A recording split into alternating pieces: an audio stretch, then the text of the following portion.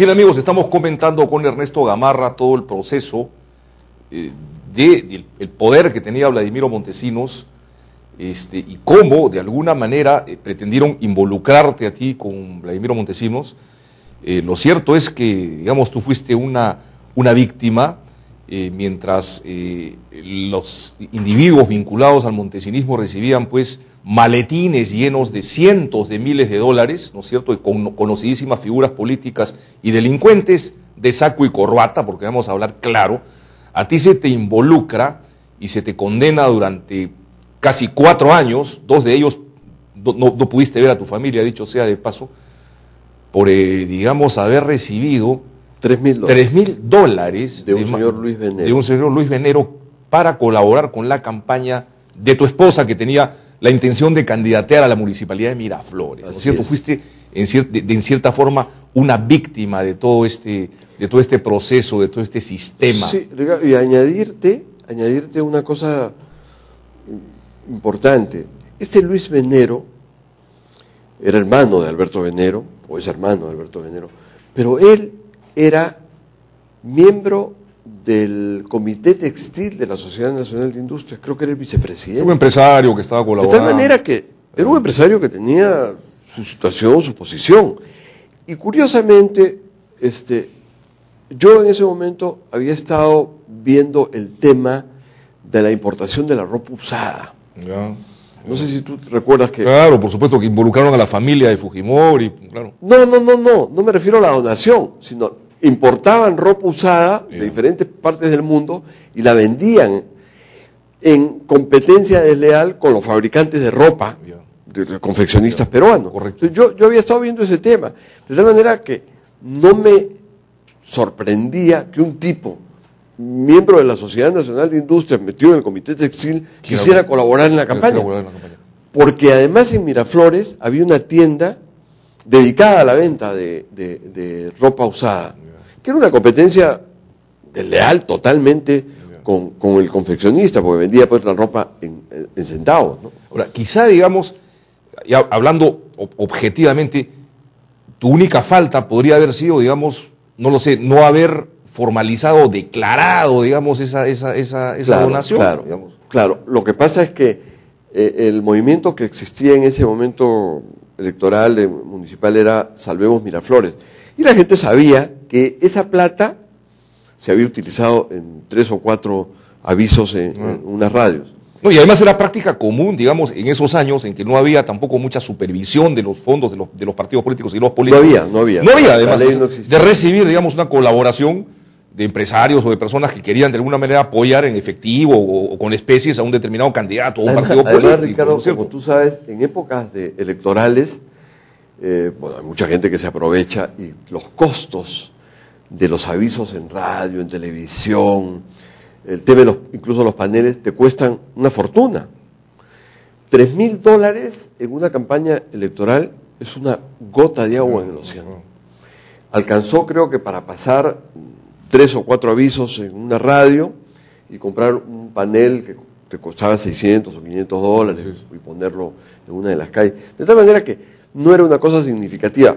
Por supuesto que si aparece un tipo y te quiere donar pues $100.000, es otra cosa. Tú dices, algo raro, ¿no? Como ocurrió, dicho sea de paso, en esa campaña electoral apareció como si alguien lo hubiera llamado el señor Borovio. Recordarás el publicista argentino. Y Borovio quiso hacer una donación de $160.000. Y yo recuerdo una noche que Pilar, mi esposa, me comentó, me dijo, fíjate, se ha aparecido al local de Salvemos Miraflores el señor Borovio, y que quiere donar una cantidad de dinero.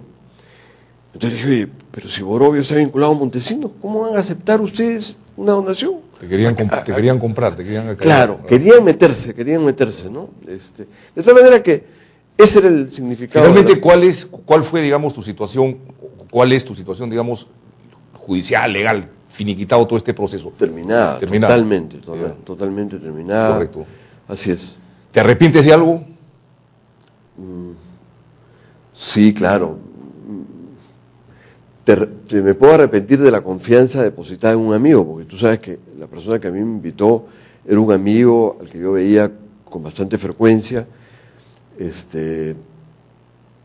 y me arrepiento de haber confiado en él, aunque él... ¿No te arrepientes de haber sido audaz, vehemente en la política, en la labor parlamentaria, de ser, digamos, de enfrentarte? Bueno, lo que ¿serías más cauto en el futuro de repente para no ganar tantos enemigos? Bueno, tanta gente malandra, digamos, que va a la mala, digamos, a hacerte daño. Bueno, de repente ser más cauto, como dices tú, calcular más las consecuencias. Yo te cuento, por ejemplo, y siempre lo digo, en todas las actividades humanas y en la política en especial, los amigos, algunos se quedan, otros se van, pero los enemigos siempre se quedan. Nunca los pierdes, se van acumulando como las lapas en el... Tienes muchos enemigos todavía. Y un caso muy particular, porque eso me hizo notar cuántos enemigos tenía, es que yo fui el primero, Ricardo, que denunció que habían parlamentarios que le quitaban el sueldo a sus trabajadores, pensando que eran 5 o 6 los que hacían esto, sin saber, como lo supe después, de que no eran 5 o 6, sino era que muchísimos. La inmensa mayoría. Eras un antisistema. Y entonces eso me ganó enemigos, pero que no lo supe calcular, porque yo dije, bueno, hay que denunciar esto porque un parlamentario, un congresista que le quita el sueldo a su trabajador aprovechando la necesidad del trabajador de trabajo es un infame, pues no siendo un canalla. Pero no pueden ser muchos. Y sin embargo eran muchísimos más de los que la gente incluso se puede imaginar. Eran sorprendentes y gente que tú ni te puedes imaginar que lo hacía. Toda esa gente se convirtió en enemigo. Y yo te cuento la anécdota esta porque cuando yo descubro el asunto, porque los trabajadores me buscan, yo voy a la sesión del Consejo Directivo del Congreso y digo, fíjense, me han buscado trabajadores a decirme que les reducen el sueldo, les quitan el sueldo. Y los miembros del Consejo Directivo, en ese momento el presidente era Joy Guay, ¿me acuerdo? ¡Oh, no puede ser! ¡Qué barbaridad! Esto es una cosa increíble. ¿Y quiénes son? Le dije, bueno, yo no voy a revelar los nombres, yo quiero que ustedes entrevisten a los trabajadores y que ellos mismos les digan quiénes son. Entonces, al terminar la sesión, se me acerca Joy Guay y me dice, ¿quiénes son? No, le digo, discúlpame, Víctor, pero no voy a dar los nombres. Dime, ¿hay gente de mi partido? O sea, de cambio 90, nueva mayoría. Sí, le dije, también hay gente de tu partido. ¿Y quiénes son de mi partido? Bueno, hay varios, pero dime uno. Y cometo el error, Ricardo, de darle un nombre.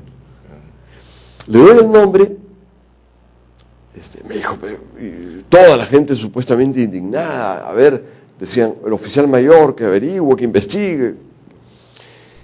Al día siguiente, yo estoy entrando al baño del Congreso y de repente siento que ese parlamentario... Te golpearon, te atacaron.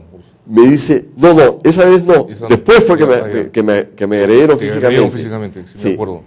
En ese momento me dice, traidor. Entonces yo volteo, reconozco, inmediatamente relaciono, Joy igual le ha dicho.